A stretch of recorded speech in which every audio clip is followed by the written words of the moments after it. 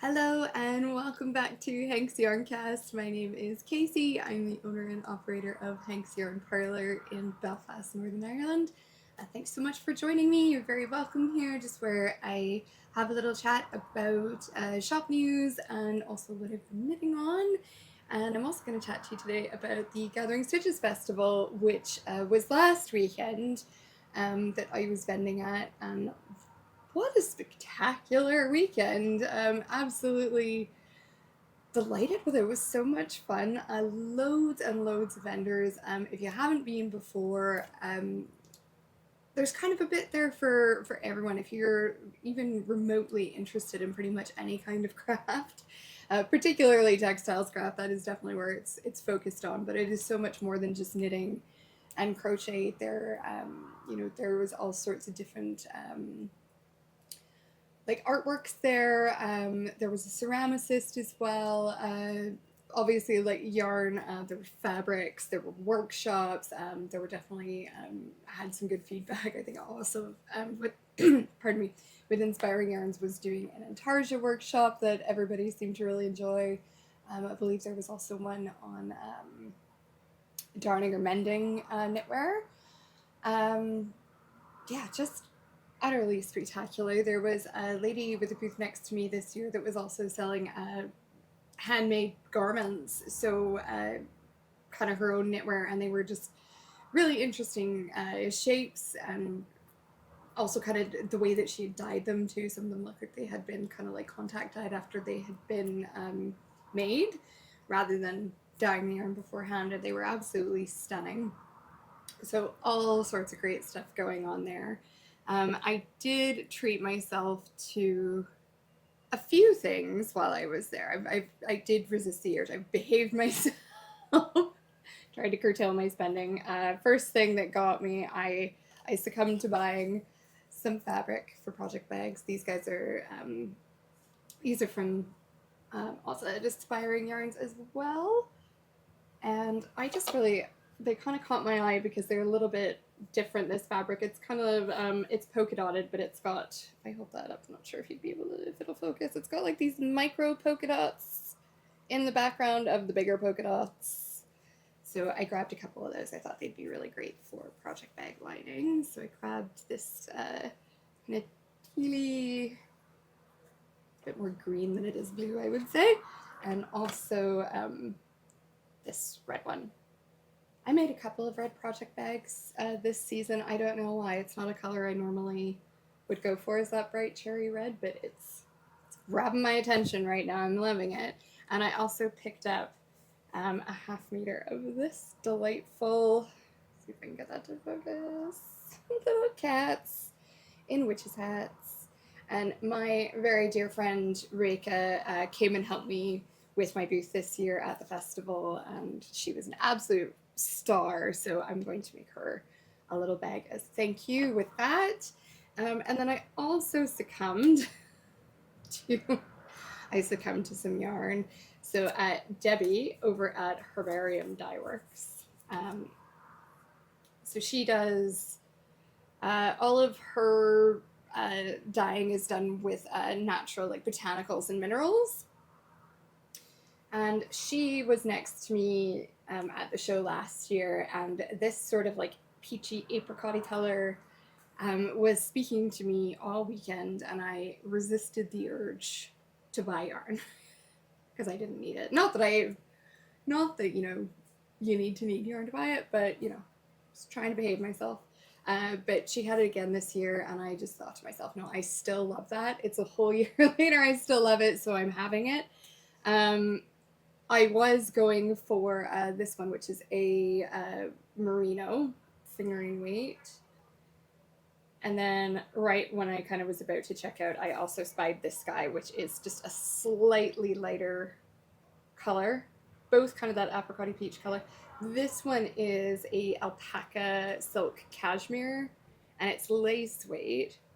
And I thought what I might do with the two of these is maybe something like a rocket tee, or maybe an Elton pullover that would have that kind of, they use two different weights, and I think both of those are kind of meant to be done more with like a fluffy lace weight, but the idea being that you kind of get these stripes of kind of more sheer fabric and more dense fabric, just because you're changing the yarn weight and not the needle size, so you get a slightly more open gauge on the finer yarn.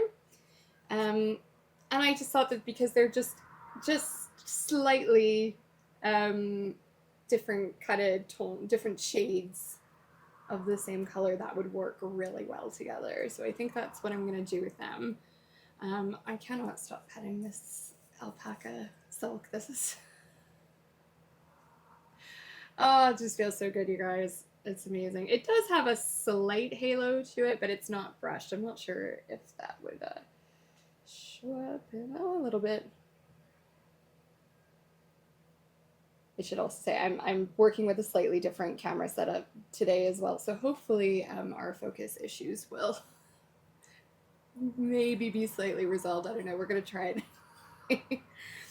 So yeah, that's what I picked up while I was there. I'm super excited to cast this on. Just as soon as I decide which one of these teas I'm doing. I think I might do a little swatch and just see kind of what gauge kind of I like the look of, and just in terms of drape, and also in terms of it, is it too sheer or is it kind of modest enough that I won't have to, you know, like wear another shirt under it, sort of thing. So we'll definitely test that out.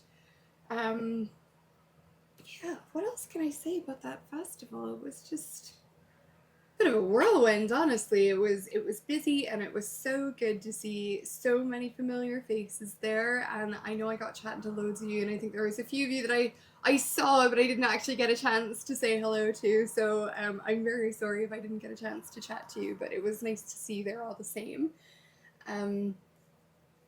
Yeah, looking forward to the next one, definitely. I think I'm also kind of learning every time I do one of these festivals kind of what I could change or improve about the booth setup and how things get there. And I'd like to say a little bit about what I should bring and what I shouldn't bring, but so far that seems to kind of change every year. What people are shopping for is totally different this year than what it was last year, which is kind of interesting for me as well. But sure, it's all a learning experience anyway, and I do enjoy that aspect of the job too. So definitely enjoyed that.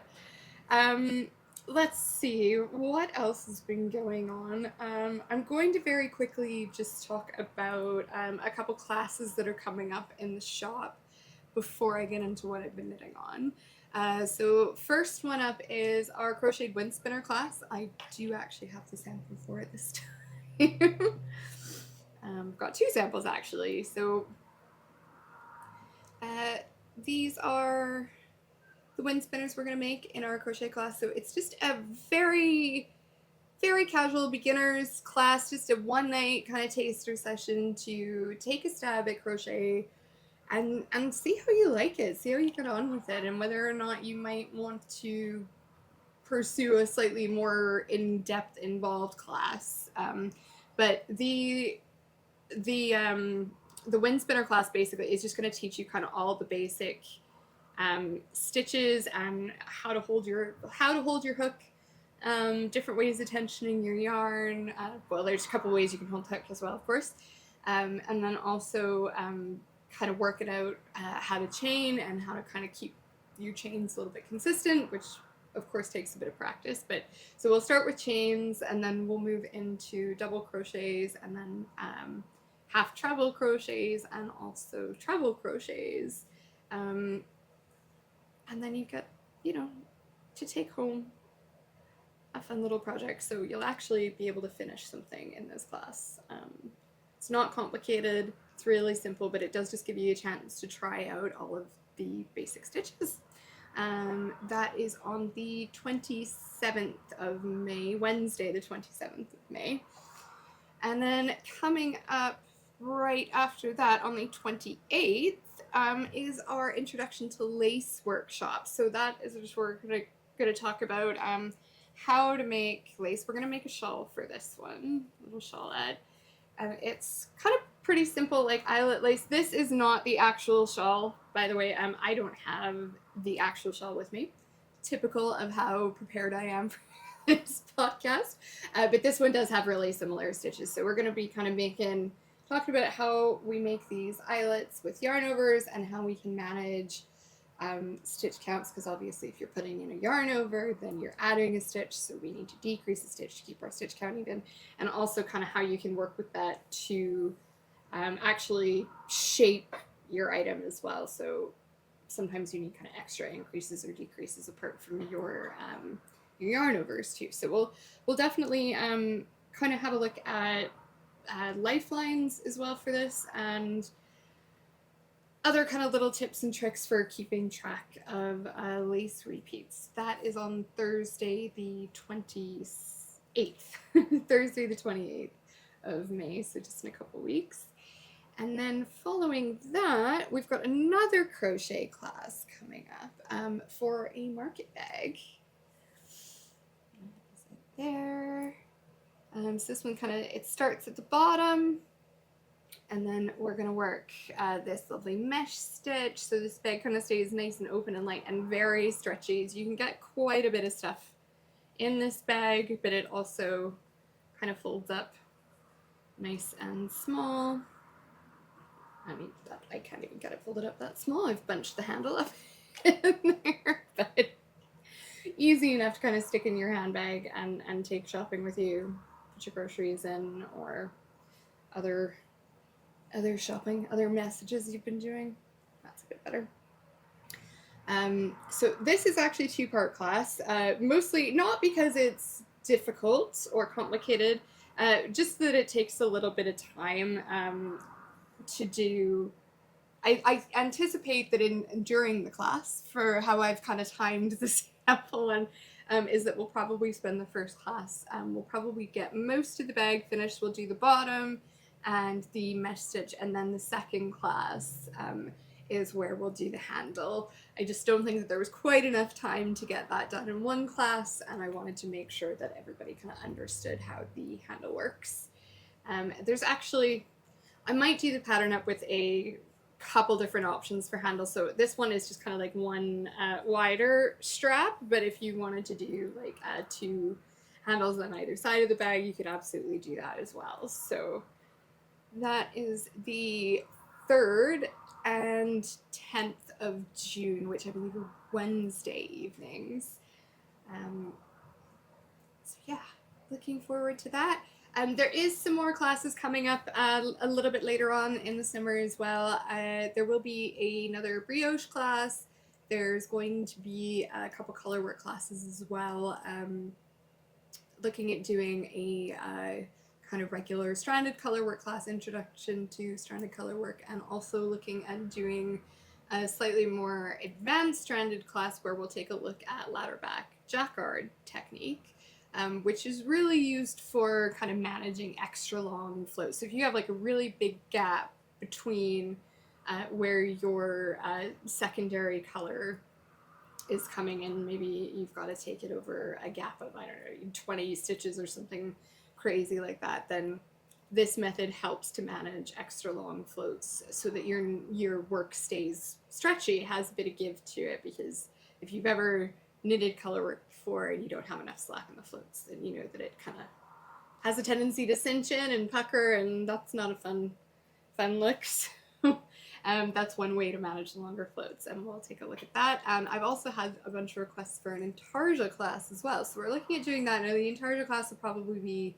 definitely later in the summer, beginning of autumn. I'm thinking probably the beginning of September for that one, but stay tuned if you're interested in that. Keep an eye out on the website, and hopefully I'll have something sorted for that soon. I'm so grateful every time you guys suggest a class. So if there's anything that you would like to learn that you don't see a class for on our website, please just drop us an email or send us a message on Instagram or Facebook. I'm always open to suggestions for new classes. Just bear in mind that sometimes it does take me a few months to put that class into action, because I have to either source or write a pattern. I have to come up with kind of what the actual project for that class is, and is that project like manageable in the class that in such a way that we're actually going to learn the technique we want to do without having to do a whole bunch of prep work, like knitting the brim of a hat, for example, before you get into the color work of the hat. So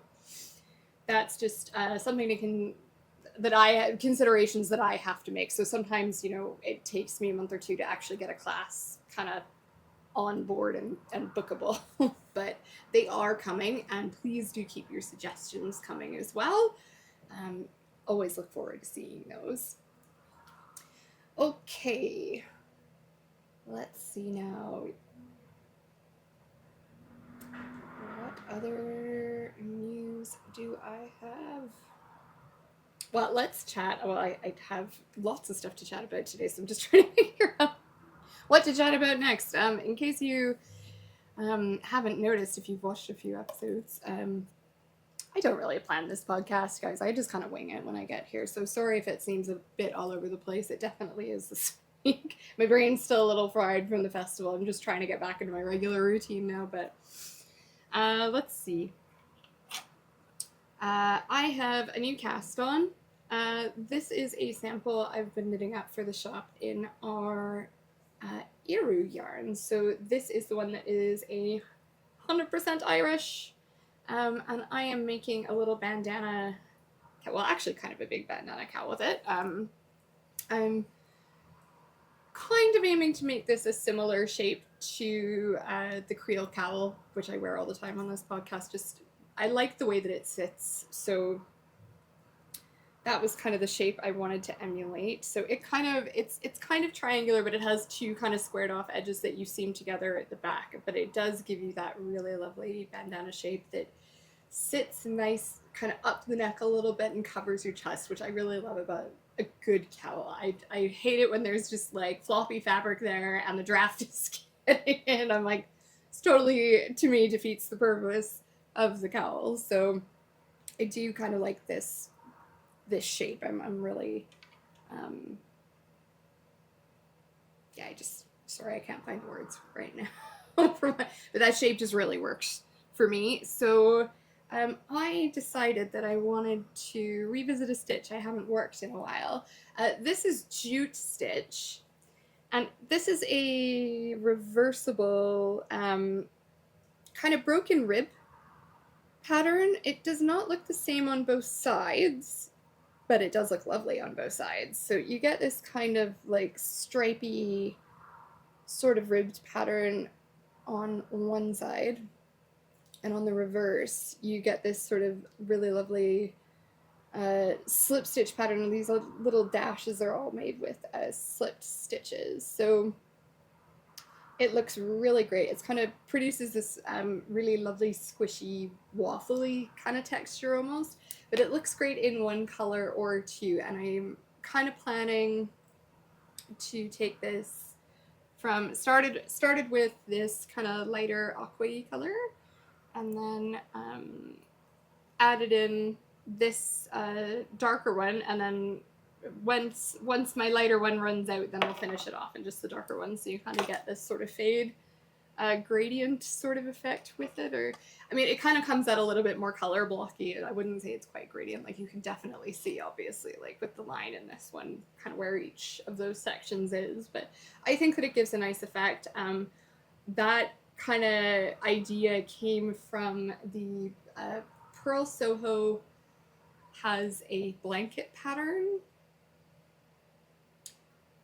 which I will throw up here when I can't recall the name. I can't recall if it's just called the jute stitch blanket, or if it might be called a color block jute stitch blanket.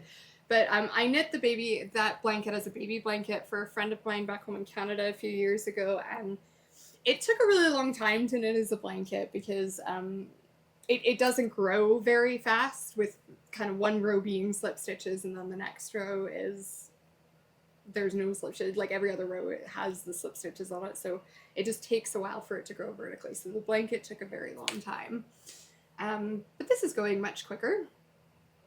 Now it is kind of a self draft, like I am just winging it again on this one. I have had to rip it out a few times, just because I didn't quite get the shaping right. It's kind of works that, where's my stitch marker? So this is the cast on edge here, and then I kind of increased out along this edge to make it a bit wider, and that is actually kind of the squared off edge that's going to be at the back. So this edge is going to be seamed to a partner edge that's going to be at the other end of the cowl when we get there. But almost kind of once you finished your increasing to make this edge, you kind of immediately start decreasing again to kind of square it off, so you get kind of like a little corner here. And then this straight edge is kind of what will end up kind of going around the neck. And then this edge is actually going to be kind of in the back, and this should kind of sit then at a bit of an angle like this, so the darker bit will kind of come across here as well. So it's just kind of works on the bias, I guess, like the way that it sits, you end up with that kind of going diagonally rather than straight across. And I thought that stitch would be pretty effective with it. I am also absolutely loving working with this Aru yarn. It's also standing up pretty well to my frogging efforts. I've ripped this back kind of to where that marker is. Like I had actually like about almost 10 inches on this, and I ripped that all back and then started again.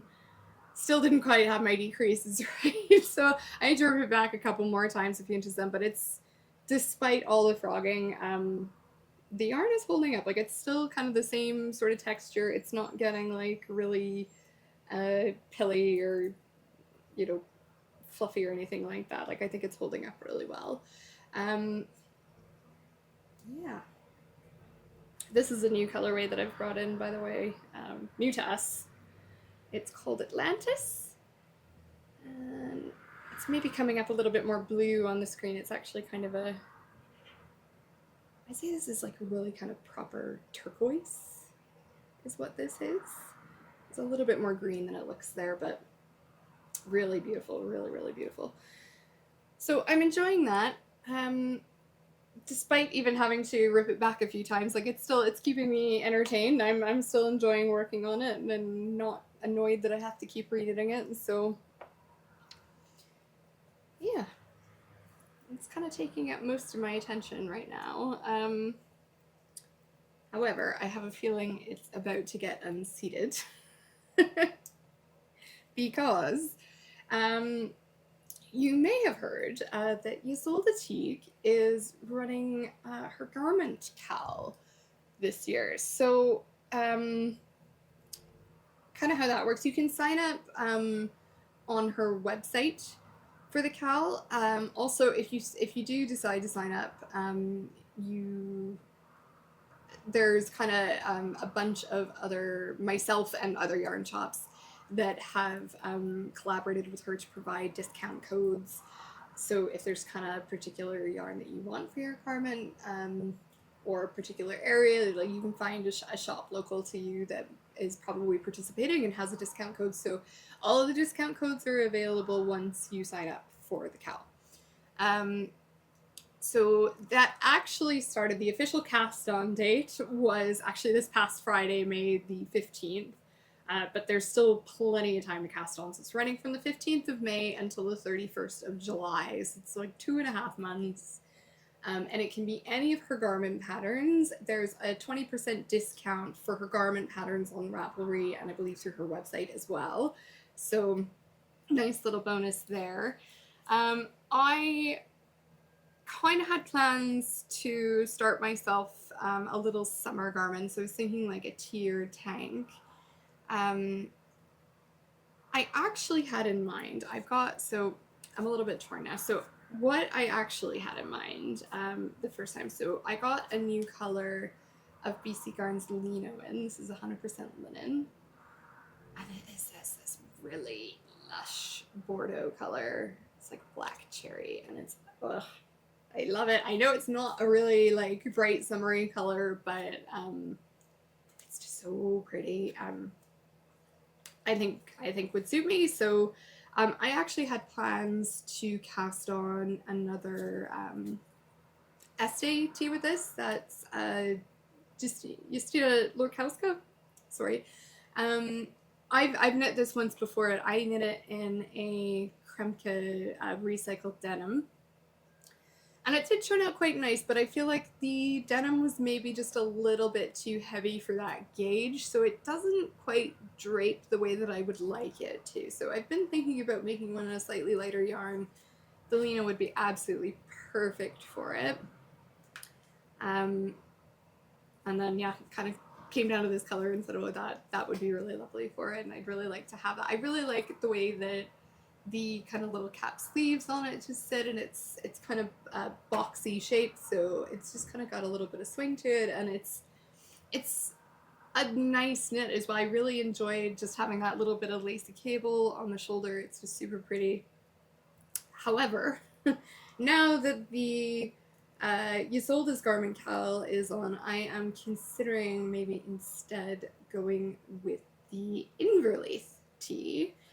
So that's this one here, and this also, actually it looks a fairly similar type shape on the body. I think the neckline is a bit lower, a bit more kind of deep in the scoop, which I actually think would maybe appeal to me a little bit more in a summer garment as well. The neckline on the Este is a little bit higher. It's still I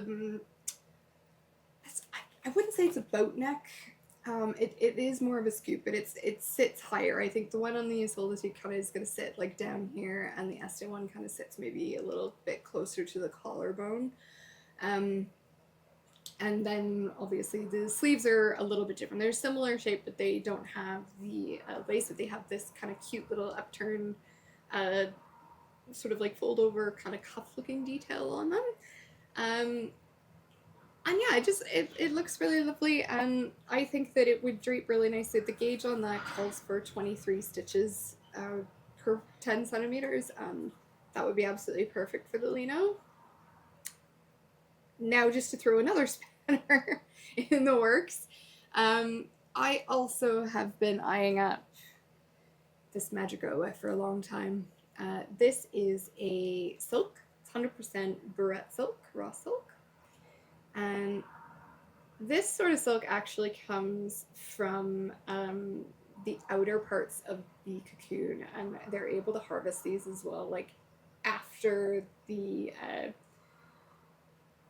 silkworms, which are technically they're actually caterpillars, really, once they escaped their cocoons, so they don't have to be killed to harvest this. And also this is kind of generally considered a bit of a waste product, so it's kind of nice that we can actually make it into really lovely yarn. It's nice and smooth and soft. It's not shiny like your typical mulberry silk would be, because those fibers kind of come from in the inner parts of the cocoon. So slightly different fiber, but just as beautiful. It kind of has a little bit of a slightly nubbly texture to it even. Excellent drape and really good good at regulating your body temperature. Silk is. So it'll keep you cool in the summer, and it'll actually keep you kind of warm in the winter as well. So big fan of that fiber. Not sure. I think I kind of want to use this, but I think this color is speaking to me a little bit more right now. Having said that, I do know that Rosarios have added some new colors in the Madrigoas, so which is the silk. So I might go. I had kind of said to the rep a while ago, I think last year, that it'd be nice to see the Madrigoa in some darker colors, because most of them, I think at the time, this lovely forest green was the darkest one that I could get, and everything else was kind of more like pastel-y kind of colors. So I don't know, I generally prefer kind of punchier colors to pastels. So yeah, not super sure. I kind of want to use the Madrigoa here, but I think the purple is kind of speaking to me a little bit more right now. I think I'm enjoying this color more. And I do so enjoy working with the linen. So I don't know. I'm really torn right now, you guys. I might need some feedback on this. What would you do? Would you go for the silk or would you go for the linen? Both of them are gonna work up just fine in that gauge. And yeah, I don't know what to do. I don't know what to do. I think I probably can't go wrong either way. They're both gonna be beautiful, but yeah. Let me know what you would do. Let me know what you would do. I will put a link to the KAL and the details and the sign up in the notes below, in the description below as well. So if you want to check that out, you can jump on there. You can also find links to socials and the classes on our website down there as well. I think that's all that I had to share with you guys today. It's probably enough for one day. Yeah, so we'll see if I can make a decision on this, and maybe next time when we come back, I will hopefully have a cast on to show you guys. And we'll go from there. So thank you so much for joining me. Hope you've enjoyed your time here, and if you have, don't forget to hit the like and subscribe button, and then you'll know when the next podcast comes out next month as well. Okay, thanks again. We'll speak to you soon.